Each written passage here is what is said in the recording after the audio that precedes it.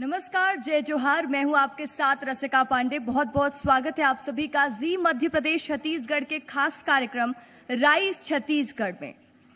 कहते हैं कि हर बदलाव में वक्त लगता है, पानी को बर्फ होने में वक्त लगता है और सूरज को निकलने में भी उसी तरह से वक्त लगता है। लेकिन उगते हुए सूरज की जो तस्वीर होती है वो बेहद ही खूबसूरत होती है, वो जो नज़ारा होता है बेहद ही खूबसूरत होता है। तो आज उभरते हुए छत्तीसगढ़ की तस्वीर को देखने और समझने के लिए आप सभी का मैं एक बार फिर से स्वागत करती हूँ जी मध्य प्रदेश छत्तीसगढ़ के खास कार्यक्रम राइज छत्तीसगढ़ में। तो आज हमारे साथ तमाम लोग मौजूद रहने वाले, जिनसे हम जानेंगे कि छत्तीसगढ़ का विकास का मॉडल क्या और किस तरीके से छत्तीसगढ़ में विकास को लेकर काम किए जा रहे हैं। साथ ही सेलिब्रिटी गेस्ट हमारे साथ मौजूद रहने वाली हैं डॉक्टर अदिति गोवित्रिकर, जो कि एक मशहूर अदाकारा हैं और वो भारतीय पहली महिला हैं जिन्होंने मिसेस वर्ल्ड का खिताब अपने नाम किया है। तो मैं मंच पर बुलाना चाहूँगी डॉक्टर अदिति गोवित्रिकर को और साथ ही मैं मंच पर बुलाना चाहूँगी जी मध्य प्रदेश छत्तीसगढ़ के एडिटर मोहित सिन्हा जी को कि वो आएँ और उनका स्वागत करें। तो ज़ोरदार तालियां हो जाएं। मैं मोहित सिन्हा जी से रिक्वेस्ट करूँगी कि वो बुके देकर डॉक्टर अदिति का आज के खास कार्यक्रम में स्वागत करें।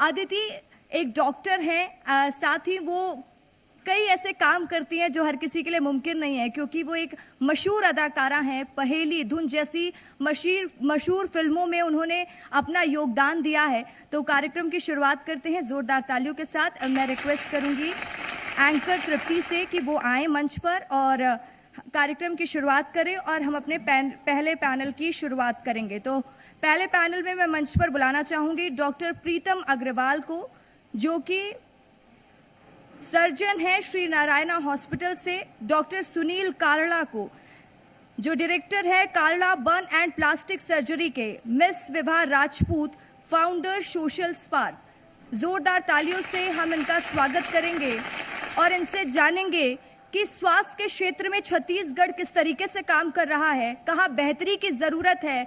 तो over to you Tripti. Thank you Rasika. Rise Chhattisgarh, बात हम करेंगे उभरते छत्तीसगढ़ की, और उभरते छत्तीसगढ़ में विकास के कई सोपान हैं, जहां स्वास्थ्य के क्षेत्र में, हेल्थ सेक्टर में कितनी उड़ान भरी है छत्तीसगढ़ ने। इसके लिए हमारे साथ जो पहला पैनल है वो डॉक्टर्स का है, और साथ ही सोशल मीडिया इन दिनों कैसे उसमें आप आगे बढ़ सकते हैं, उसके लिए भी हम बातचीत करेंगे। सबसे पहले मैं स्वागत करूंगी आप सभी का, और पहला सवाल आपसे करूंगी डॉक्टर सुनील कारला जी। कॉस्मेटिक सर्जरी में एक बड़ा नाम आपका है, कई रिकॉर्ड आपके नाम रहे हैं। मैं चाहूंगी कि आप दर्शकों को बताएं कि आपकी जर्नी कहां से शुरू हुई। देखिए, मैं 1990 से यहाँ पर रायपुर में हूँ। उससे पहले मैं दिल्ली और बॉम्बे में था, अपनी ट्रेनिंग पूरी करी मैंने। और जब मैं यहाँ आया था तो रायपुर बहुत ही छोटी जगह थी और ये एक पार्ट ऑफ, आप समझ लीजिए, मध्य प्रदेश का हिस्सा था, और प्लास्टिक सर्जरी के बारे में कोई कुछ जानता नहीं था। और लोग यही समझते थे कि प्लास्टिक सर्जरी जो है वो बॉलीवुड है, फिल्म स्टार्स है, उन्हीं के लिए की जाती है, इसका कोई रोल छोटी जगहों पे नहीं है। और बहुत मेरे को रेजिस्टेंस आए, मेरे को अपने सोशल रीज़न से वापस आना पड़ा अपने शहर, और मैंने एक्सक्लूसिव प्लास्टिक सर्जरी सेंटर चालू किया, जो अपने आप में एक अलग ही चीज़ थी। इवन बड़े शहरों में भी प्लास्टिक सर्जरी या कॉस्मेटिक सर्जरी का अलग से कोई सेंटर नहीं होता था, सब part of multi speciality hospital या पार्ट ऑफ दूसरे हॉस्पिटल होते थे। पर मेरी इच्छा थी कि मैं अपने शहर को कुछ दूं, यहीं से मैंने ग्रोन अप किया, बड़ा यहीं पढ़ा। तो उस इच्छा से कि मैं जो कॉस्मेटिक सर्जरी है या प्लास्टिक सर्जरी, जो लोग सोचते हैं कि बहुत महंगी है और सामान्य पब्लिक के इसके डोमेन में नहीं है, तो मेरी वो इच्छा थी कि मैं ऐसा अच्छा सुंदर प्लास्टिक कॉस्मेटिक सर्जरी सेंटर बनाऊं, जिसमें बाहर के भी लोग आएँ और अपने लोगों को बहुत अच्छी क्वालिटी की जो सर्जरी है उसको बहुत कम दामों में उपलब्ध कराया जाए। तो ये तभी संभव था जब हम अपने सेटअप में करें, अपने आप में करें। और आज मैं 33 साल हो गए मेरे को, और उसमें मैंने बहुत सारी चीज़ों में उपलब्धि भी पाई है कि मैंने बहुत हाईएस्ट नंबर ऑफ सर्जरी करी है। यहाँ पर मैंने 1,75,000 से ज़्यादा सर्जरी मैंने करी है। और जैसा कि लोग पहले मानते थे कि कार जो है वो लग्जरी है, कॉस्मेटिक सर्जरी लग्जरी है, और आज ये नीड हो गई है। तो हम चाहते हैं कि अच्छे अच्छे लोग यहाँ से निकले भी हैं। मैंने सबकी सेवा भी करी है और उसमें मैं सफल भी हुआ। डॉक्टर प्रीतम हैं, arthroscopy and joint replacement surgeon है श्री नारायण हॉस्पिटल से। घुटनों की सर्जरी को लेकर या घुटनों में दर्द बढ़ जाता है, उसको लेकर आप बताइए कि कितनी समस्या ये बढ़ जाती है, किस एज के बाद बढ़ती है? घुटनों की समस्या है, ये बहुत ही कॉमन है। It's like ageing process. जैसे अपन एज होता है तो बाल सफ़ेद होता है, तो नी आर्थराइटिस बोलते हैं इसको। तो ये डीजेनरेटिव प्रोसेस है, क्योंकि वेयर एंड टियर होता है जॉइंट का, तो नी आर्थराइटिस होता है। तो इसके स्टेजेस रहते हैं। अगर ये इनिशियल स्टेज में रहता है तो इसको हम मेडिसिन से, एक्सरसाइज से, लाइफस्टाइल मॉडिफिकेशन, वेट रिडक्शन, इस सब से इसको ठीक कर सकते हैं, कंट्रोल कर सकते हैं। बट जब ये एक स्टेज आके एडवांस स्टेज में आ जाता है, जिसको ग्रेड 4 आर्थराइटिस बोलते हैं, तब वो मेडिसिन और इंजेक्शंस का रोल ख़त्म हो जाता है। तो एंड स्टेज आर्थराइटिस ये बहुत ही क्रिपलिंग होता है। मतलब एक समय के बाद चलना फिरना मुश्किल हो जाता है। कुछ लोग व्हील चेयर में आ जाते हैं। मतलब ऐसे भी पेशेंट्स आते हैं जो 1 साल से चले नहीं हैं, उनके नी आर्थराइटिस की वजह से। तो ऐसे केसेस में जो मेडिकल फील्ड में अभी बहुत एडवांसमेंट आ गया है, एंड एक नी रिप्लेसमेंट सर्जरी है जो बहुत ही सक्सेसफुल ऑपरेशन है। नी रिप्लेसमेंट सर्जरी में जो जॉइंट की जो कार्टिलेज डैमेज होती है उसको हम रिप्लेस करके उसमें नया जॉइंट लगा देते हैं। तो उसकी जॉइंट की एक लाइफ है अराउंड 20-25 ईयर्स। सो ये सर्जरी लास्ट 50 ईयर्स से हो रही है, नी रिप्लेसमेंट, एंड इसमें बहुत सारे एडवांसमेंट आए हैं। अभी रिसेंटली नी रिप्लेसमेंट में रोबोटिक नी रिप्लेसमेंट सर्जरी का बहुत ज़्यादा रोल है, जिसमें कि जॉइंट की जो सर्जरी की एक्यूरेसी एंड प्रिसीजन बढ़ जाती है। तो उससे पेन भी कम होता है, हॉस्पिटल स्टे कम हो जाता है, एंड पेशेंट का लाइफस्टाइल बहुत बेटर हो जाता है। Thank you. Thank you so much. Now we also have Vibha Rajput. Vibha Rajput है हमारे साथ, जो फाउंडर है सोशल स्पार्क एजेंसी की। तो विभा जी, हमें ये बताइए कि डिजिटल मार्केटिंग का क्या मतलब है, ये क्या है, और इसका इस्तेमाल बिजनेस में कैसे किया जाता है? So thank you so much. Happy evening all. Digital marketing का यूज़, सबसे पहले तो मैं ये बताना चाहूँगी कि digital marketing is not only social media marketing. क्योंकि जब डिजिटल मार्केटिंग की बात आती है तो सबको लगता है कि ओके फेसबुक कर लिया, इंस्टाग्राम हो गया, तो वो हमारी मार्केटिंग हो गई। ये एक बड़ा कन्फ्यूज़न है मार्केट में। ये एक समंदर है, आप इसको जितना अच्छे तरीके से यूज़ करना चाहें, इवन मैं ये बोलूँगी कि अगर आप प्रॉपरली डिजिटल मार्केटिंग का यूज़ कर रहे हैं, प्रॉपर अपने ब्रांड की अवेयरनेस करना चाहते हैं, तो बहुत सारे मार्केटिंग प्लेटफॉर्म्स हैं। One of them Facebook, Instagram, apart from Google ads, जो कि बहुत ही इफ़ेक्टिव टूल्स है। आप जैसा पूछोगे गूगल आपको वैसा आंसर करेगा। जितना स्पेसिफिक जाओगे उतना आपको स्पेसिफिक आंसर करेगा। सो ये बहुत बड़ा सब्जेक्ट है, और इस पे मतलब एक प्लेटफॉर्म की अगर मैं बात करूं तो कंसल्टेंसी लेने में बहुत टाइम लगता है। लेकिन मैं एक चीज़ ये बोलना चाहूँगी कि इसके अपने इम्पोर्टेंस हैं। अगर इसको प्रॉपर वे में आप करेंगे तो आपको और किसी मार्केटिंग टूल की या और कहीं मार्केटिंग की नीड ही नहीं पड़ेगी, बिकॉज ये डिजिटल का ज़माना है। सो जो दिखता है वही तो बिकता है। Thank you so much. और डिजिटल प्लेटफॉर्म्स तो ऐसे हैं जो आज हर कोई यूज़ करता है, तो कुछ टिप्स भी चाहेंगे आपसे अगली बार में। मैं कालरा साहब आपकी तरफ आना चाहूँगी। आपने कई फिल्म स्टार्स की भी सर्जरी की है, कॉस्मेटिक सर्जरी, तो कैसे एक्सपीरियंस रहे हैं? चूँकि डॉक्टर अदिति भी हमारे साथ में, वो फिल्म इंडस्ट्री में रही हैं, तो वो अपने भी अनुभव बता देंगे। उससे पहले आप बताइए कि आपने सर्जरी जब फिल्म स्टार्स की तो कैसा एक्सपीरियंस रहा, उन्होंने कैसा बदलाव महसूस किया? देखिए, ये जैसा मैंने बताया कि पहले लोग ऐसे ही समझते थे कि cosmetic surgery is only for film star, और लोगों को ये भी बहुत कन्फ्यूजन था कि हम कॉस्मेटिक सर्जरी दूसरों के लिए कराते हैं। तो यहाँ मैं क्लियर करना चाहूँगा कि कॉस्मेटिक सर्जरी खुद के कॉन्फिडेंस के लिए सबसे पहले होती है और बाद में दूसरों के लिए होती है। तो मैंने जो अभी सेंटर बनाया कॉस्मेटिक सर्जरी का, उसमें हमने एक अलग फ्लोर रखा है, जो बाहर के जितने भी स्टार्स आते हैं, मेरे पास बहुत ज़्यादा, हम ओपनली नाम तो नहीं लेते हैं, पर बॉम्बे से बहुत स्टार आते हैं, स्पेशली जो टीवी कलाकार होते हैं, क्योंकि इनकी थोड़े बजट लिमिट होती है और बड़े सिटीज़ में कॉस्मेटिक सर्जरी काफ़ी कॉस्टली होती है। तो हम सेम फैसिलिटीज़, सेम इंस्ट्रूमेंटेशन के साथ में वर्ल्ड क्लास फैसिलिटीज़ के साथ देते हैं, और इसलिए हमको बाहर से बहुत पेशेंट्स आते हैं। मेरे पास इवन ऑल ओवर इंडिया से आते हैं, श्रीनगर के आए, अभी मैंने दुबई है, यूएई के पेशेंट्स ऑपरेट किए हैं लास्ट मंथ में। तो ये कहना चाहूँगा कि अगर आप अच्छा काम करें, अच्छा सेटअप रखें, अच्छी क्वालिटी और क्लीनिनेस मेंटेन करें विद अच्छी गुड डिग्री एंड एक्सपीरियंस के साथ, तो बाहर से लोग आते हैं। Thank you. डॉक्टर प्रीतम, आपसे पूछूंगी ये सवाल, दूरबीन वाला ऑपरेशन क्या होता है, क्या ये छत्तीसगढ़ में होता है और कितना सक्सेस रेट है इसका? दूरबीन वाला ऑपरेशन मींस आर्थ्रोस्कोपिक सर्जरी, इसको की होल सर्जरी बोलते हैं।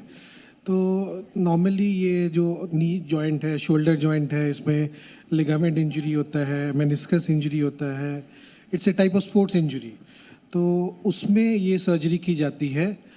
तो arthroscopic surgery is the advanced minimal invasive surgery है। पहले 15-20 साल पहले सर्जरी को ओपन से किया जाता था, तो उसके रिजल्ट्स अच्छे नहीं थे, उसमें रिकवरी बहुत लेट होता था, रिहैब में बहुत टाइम लगता था। तो ये arthroscopy is the advance surgery, and Chhattisgarh में अब ये सर्जरी रूटीनली हो रही है। पहले जो कि फैसिलिटी अवेलेबल नहीं थी, तो लोगों को बाहर दिल्ली बॉम्बे जाके सर्जरी करानी पड़ती थी। एंड स्पोर्ट्स अवेयरनेस अब इतना ज़्यादा हो गया है यहाँ कि ये इंजरी भी इतनी कॉमन है, लाइक नी में लिगामेंट इंजरी बहुत ही ज़्यादा कॉमन हो गया है। एंड अगर उसको हम नेगलेक्ट करेंगे तो फिर वो नी जॉइंट को इंजरी डैमेज करने के चांसेस रहते हैं, तो उसका सही टाइम में ट्रीटमेंट होना ज़रूरी है। एंड सब कोई सर्जरी के लिए बॉम्बे दिल्ली बाहर नहीं जा सकते, एंड सेम लेवल की सर्जरी अब छत्तीसगढ़ में हो रही है, एंड आई विल से कि 1/3 प्राइस में हो रही है। तो वो बहुत अच्छी बात है कि जो अफोर्ड नहीं कर सकते इतना हाई अमाउंट ऑफ सर्जरी, अब सेम लेवल की सर्जरी हम लोग यहाँ पे कर रहे हैं। Anyway, moving on to you ma'am, Vibha ma'am, किसी डिजिटल एजेंसी को अगर हायर करना हो तो किन बातों पे ध्यान देना चाहिए? क्योंकि जैसे हम देखते हैं कि बहुत सारी एजेंसीज है और शुरुआत में तो बहुत अट्रैक्टिव प्रेजेंटेशंस भी देती है, तो कौन सी चीज़ों पे हमें फोकस करना चाहिए? सो इन अ सिंपल वे, यहाँ तो सब्जी मंडी हो गई है। So before hiring any agency, कुछ चीज़ें हैं जो कि आपको कंसिडर करनी चाहिए। For example, it is all about your brands. तो आप अपने ब्रांड को किसी को भी हैंड ओवर नहीं कर सकते, first of all. And second कि आप जिसको भी हायर कर रहे हैं, आप उसकी भी थोड़ी सी छानबीन करें, क्या वो इफ़ेक्टिव मार्केटिंग एजेंसी हैं, एग्जिस्ट करती भी हैं कि नहीं करती हैं। आप एक बार उनके ऑफिस ज़रूर विज़िट करें। एंड सबसे इम्पॉर्टेंट कि अभी तक उनके क्या सक्सेस रेशियो रहे हैं, किस टाइप का क्लाइंटल वो हैंडल कर रहे हैं, और मार्केट में उनकी वैल्यूज़ क्या हैं। डॉक्टर प्रीतम, मैं आपकी ओर आऊँगी। ये रोबोटिक्स नी सर्जरी क्या होती है? ये कोई नया टर्म है या आसान भाषा में समझना चाहें तो घुटनों की सर्जरी करवाने के लिए ये प्रोसेस क्या होता है? तो रोबोटिक जो है, the knee replacement surgery last 40-50 years से हो रही है, बट स्टिल उसमें 100% सक्सेस रेट नहीं मिल पाया था। तो अभी लास्ट फ्यू ईयर्स से इसमें जो मोस्ट एडवांस्ड फॉर्म आया है, that is robotic knee replacement surgery. इसमें जो क्या किया जाता है कि पेशेंट का प्री ऑप प्लानिंग होती है। एवरी नी इज़ डिफरेंट, सबका घुटना सेम नहीं हो सकता है, तो जिसका जैसे नी है उसी हिसाब से उसमें प्लानिंग करते हैं। रोबोटिक्स में पेशेंट का सर्जरी से पहले ही सीटी स्कैन से पूरी प्लानिंग होती है, एंड जो सर्जरी होती है उसमें जो बोन की कटिंग होती है वो रोबोटिक मशीन से होती है, तो उसकी precision and accuracy is like 100%। आप कोई नॉर्मल कन्वेंशनल सर्जरी कर रहे हैं और वो चीज़ रोबोटिक से हो रही है, तो एक्यूरेसी बढ़ जाती है। क्योंकि एक्यूरेसी बढ़ जाती है तो उसके रिजल्ट्स भी बेटर आते हैं। पोस्ट ऑपरेटिव पेशेंट को पेन कम होता है, उनका हॉस्पिटल स्टे कम हो जाता है, एंड पेशेंट सेटिस्फेक्शन बेटर है और जॉइंट की लाइफ भी बढ़ जाती है। डॉक्टर सुनील कालरा, आपको पूछना चाहती हूँ कि कालरा हॉस्पिटल में अपने देश का एक बड़ा बर्न यूनिट है, तो इसमें आप क्या क्या सुविधाएं पेशेंट्स को प्रोवाइड कर रहे हैं?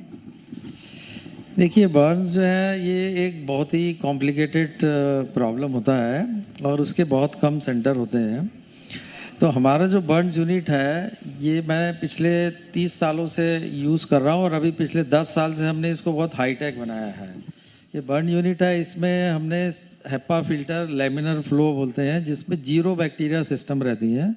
पेशेंट्स के सेपरेट क्यूबिकल हैं, पूरे मॉनिटरिंग सिस्टम है, रिमोट मॉनिटरिंग सिस्टम है। आजकल तो जो यहाँ बैठे बैठे हम अपने पूरे पेशेंट्स का डिटेल देख लेते हैं, वैसे ही बैरियर नर्सिंग है। और इसके साथ में हमने स्किन बैंक भी रखा हुआ है। तो इसकी मदद से हमने अभी तक बहुत हज़ारों पेशेंट ट्रीट किए हैं। कुछ 90% बर्न्स भी हमने बचाए हैं, क्योंकि बर्न में मेन कॉज ऑफ डेथ जो है वो इन्फेक्शन होता है। तो ये एकदम हाईटेक और बहुत अच्छी यूनिट है, जिसके कारण हम काफ़ी लोगों को बचाते हैं। इवन बाहर से बहुत पेशेंट्स हमारे पास इसके ट्रीटमेंट के लिए भी आते हैं। विभा जी, सोशल मीडिया स्टार बना देता है। सेलिब्रिटीज़ तो अपने आप में स्टार हैं और अब आजकल तो फॉलोअर्स की काउंटिंग होती है। तो आप क्या कहना चाहेंगी कि सोशल मीडिया किसी को भी स्टार बना सकता है आज? और टिप्स दे दीजिए थोड़ा सा, कैसे फॉलोअर्स बढ़ाए जाते हैं। ओके, सो स्टार देखिए डिपेंड करता है कि पब्लिक क्या पसंद कर रही है। फॉर एग्ज़ाम्पल कि आपकी प्रोफाइल टू प्रोफाइल भी डिफ़र करता है कि आपका ब्रांड्स क्या डिलीवर करता है, प्रोडक्ट और सर्विसेज। एंड जैसे जो भी स्टार्स बने हैं, बहुत सारे ऐसे एग्जांपल्स हैं, बट वो एक चीज़ है जो लोगों को छू जाती है, जो कनेक्ट करती है, और वो चीज़ उसको स्टार बना देती है।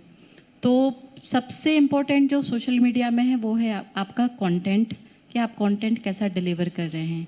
And if I talk about followers, तो फॉलोअर्स भी आपके कंटेंट को देख के ही आपको फॉलो करते हैं। सो उसमें कोई ऐसा मैजिक नहीं है।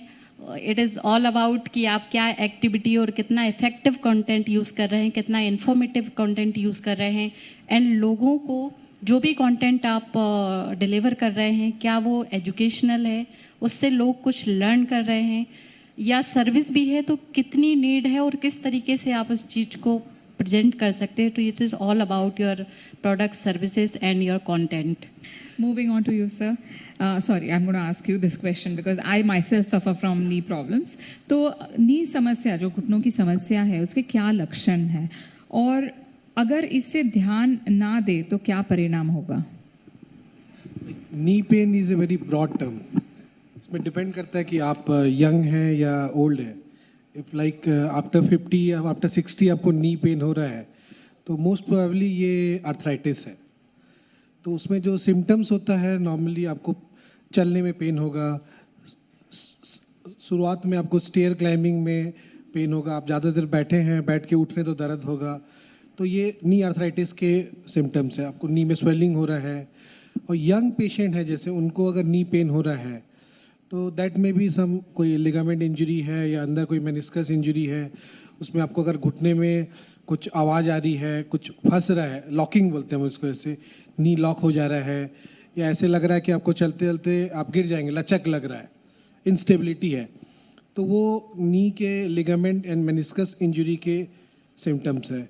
तो इसको इग्नोर नहीं करना चाहिए, क्योंकि अगर यंग में किसी को नी इंस्टेबिलिटी हो रहा है और उसको इग्नोर कर रहे हैं, तो जितना इंस्टेबिलिटी हो रहा है उनके नी के जो बाकी लिगामेंट्स और मेनिस्कस है, कार्टिलेज है, उसको इंजरी हो सकता है। तो परमानेंट नी इंजरी हो सकता है। अगर उसको हम सही स्टेज में डायग्नोज करके ट्रीट करते हैं तो हम उसको नॉर्मल कर सकते हैं। Thank you.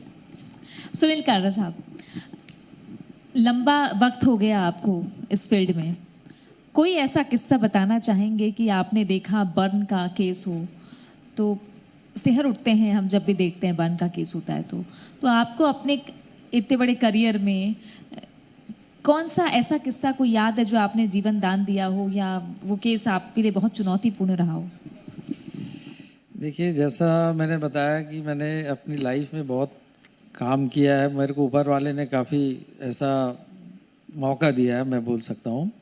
ऐसे बहुत सारे किस्से हैं। एक किस्सा मेरे को याद है कि मैं काफ़ी साल पहले, मतलब रात के यूजुअली हम 8-9 बजे तक दिन भर ऑपरेशन करते हैं, और रात के 11 बजे मेरे पास, मैंने ऑपरेशन थिएटर से करीब 10 बजे निकला, 11 बजे एक मैसेज आया डॉक्टर का कि एक पेशेंट है जिसके दोनों हाथ कट के अलग हो गए।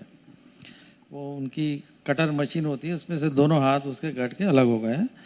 और रात के 11 बजे वो मेरे पास बर्फ़ में रख के दोनों हाथों को लेके आए और उसका बी नेगेटिव ग्रुप था। तो उसके, और रायपुर उस समय बहुत छोटा शहर था, तो अब बहुत ही चैलेंजिंग केस था कि उस समय ऐसा था कि एक दिन पहले ही नारायणा हॉस्पिटल में मैंने एक बड़ा वेस्कुलर सर्जरी किया था। उस समय रायपुर के ब्लड बैंक भी लिमिटेड थे और पूरा बी नेगेटिव ग्रुप था और वो पूरे शहर का एग्जॉस्ट हो चुका था। और ये दोनों हाथ थे, इनको जोड़ना था, इसमें बड़ा चैलेंजेस था। तो मैंने उनसे डिस्कस किया और अकेले ही करना पड़ता था उस समय। केसेस, बहुत बड़ी टीम रहती नहीं थी क्योंकि छोटा सा शहर था। एक हाथ को मैंने फ्रिज में रखा, उनसे डिस्कस किया और एक तरीका होता है टूनिके लगा के, हम लोग यहाँ ब्लड फ्लो ज़्यादा ना हो लगा के हम उसको करते हैं।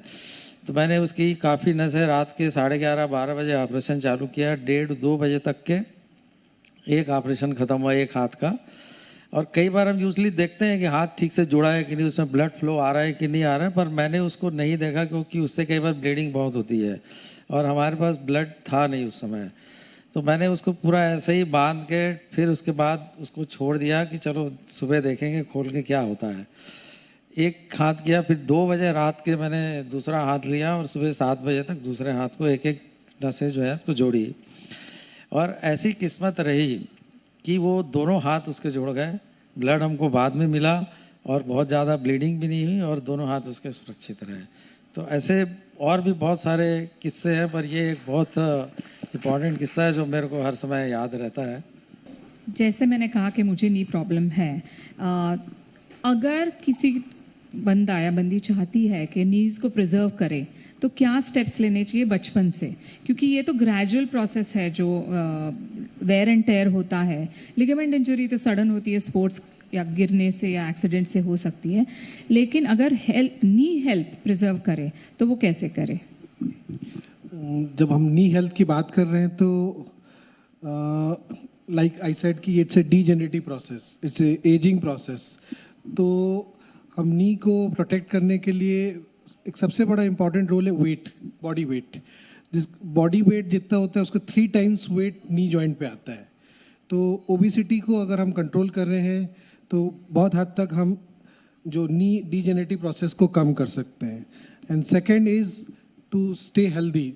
हमको रेगुलर में लाइक वॉकिंग हो गया, साइकिलिंग कर सकते हैं, स्विमिंग कर सकते हैं, जो नी के अराउंड जो मसल्स हैं उसकी स्ट्रेंथनिंग करते हैं एंड रेगुलर में एक्सरसाइजेस करते हैं, then we can keep the knee healthy. Vibha ji, आपसे प्रश्न पूछना चाहती हूँ। आपने बताया कि कंटेंट इज़ किंग, तो कभी कभार हम देखते हैं कि कोई वीडियो वायरल हो जाता है और हमको पता नहीं चलता है कि ये इसमें क्या है जो वायरल हो गया है। तो my question to you is कि ये कैसे पकड़ा जाए कि ये वीडियो हमको वायरल करना है, तो व्हाट आर द इंग्रेडिएंट्स उसमें? ये तो बहुत ही मुश्किल है एनालिसिस करना कि क्या लोगों को पसंद आएगा। बिकॉज एक अगर कोई चीज़ वायरल करनी है तो उसको वायरल नहीं बोलेंगे, पहली बात उसको बोलेंगे कि टारगेट करना, लोगों तक पहुंचाना। और लोगों तक पहुंचाने के लिए बहुत सारे टूल्स हैं, फेसबुक के, इंस्टाग्राम के, इवन गूगल्स के, कि जहाँ पे आप अपने स्पेसिफिक कंटेंट को स्पेसिफिकली टारगेट करके अपने टारगेट ऑडियंस तक पहुंच सकते हैं। टूल्स टेक्निकल हैं ऑफ कोर्स, जिसमें आप gender specific, age specific, demography specific targeting कर सकते हैं। उसके थ्रू वो सिंपल है कि आप जितना घी डालेंगे उतना आग, तो वही एक that is called sponsored ads. कि लेकिन वो भी आप कितना इफ़ेक्टिवली कर रहे हैं, उसकी एनालिसिस कर रहे हैं कि नहीं कर रहे हैं, आपका जो भी आप इसमें अमाउंट स्पेंड कर रहे हैं वो पॉजिटिवली आपके टारगेट को अचीव कर रहा है या नहीं कर रहा है। बिकॉज बहुत सारी एजेंसियां या बहुत लोग जो सेल्फ करते हैं वो एक छोटी सी मिस्टेक ये करते कि वो एनालिसिस नहीं करते। बजट सेट करने के बाद में वो छोड़ देते हैं कि ओके 24 आवर्स का मेरा ऐड है या फॉर अ वीक मैंने ऐड रन किया है। तो आपका अमाउंट जो स्पेंड हो रहा है, क्या वो उन ऑडियंस तक पहुंच रहा है जो आप चाहते हैं? तो एनालिसिस बहुत ज़रूरी है। पेड के थ्रू तो आप कंटेंट को वायरल कर सकते हैं, और विदाउट पेड आपके पास कंटेंट ऐसा होना चाहिए जो किसी के दिल को छू जाए। और थैंक किसी यू। के दिल को छूने वाला कंटेंट हो, इसके लिए टिप्स विभा जी ने दी है। और साथ ही हमारे साथ 2 डॉक्टर, मशहूर डॉक्टर्स हमारे साथ जुड़े, आप सभी का शुक्रिया। डॉक्टर अदिति गोवित्रिकर भी हमारे साथ में हैं, और आप सभी का शुक्रिया इस खास पैनल में जुड़ने के लिए।